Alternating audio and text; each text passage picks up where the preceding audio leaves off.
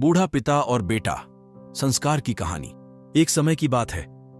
एक नौजवान बेटा और उसका बूढ़ा बाप घर से बाहर टहलने निकलते हैं।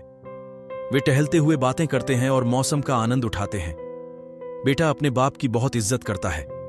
तभी बेटे को वहां एक रेस्टोरेंट दिखता है, तो वह पिता से कहता है कि चलिए पिताजी, हम रेस्टोरेंट चलकर खाना खाते हैं। दोनों रेस्टोरेंट जाते हैं और खाना ऑर्डर करते हैं। पिता और बेटा खाना खाते हुए बातें करते हैं। पिता कहता है कि बेटा, क्या तुम्हें पता है, जब तुम छोटे थे तो मैं, तुम और तुम्हारी मां यहां अक्सर खाना खाने आते थे। बेटा कहता है कि पिताजी, मुझे याद है, इसीलिए तो मैं आज आपको यहां लेकर आया हूं। पुरानी यादें ताजा हो जाएंगी। पिता अपने बेटे की ऐसी बातें सुनकर मन ही मन बहुत खुश हुआ। दोनों खाना खाने लगे। खाना खाते समय पिता के हाथ से खाना गिर जाता है और उसके कपड़े गंदे हो गए। ये देखकर वहां बैठे हुए लोग हंसने लगे, लेकिन बेटे को कोई फर्क नहीं पड़ा।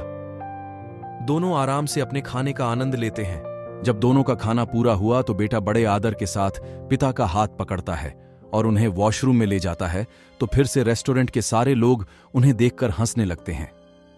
बेटे को कोई फर्क नहीं पड़ा। वॉशरूम में जाकर वह पिता के कपड़ों में लगे दाग धब्बे साफ करता है और उन्हें हाथ पकड़कर बाहर लाता है। वे दोनों अपना बिल मैनेजर को देते हैं और जाने लगते हैं।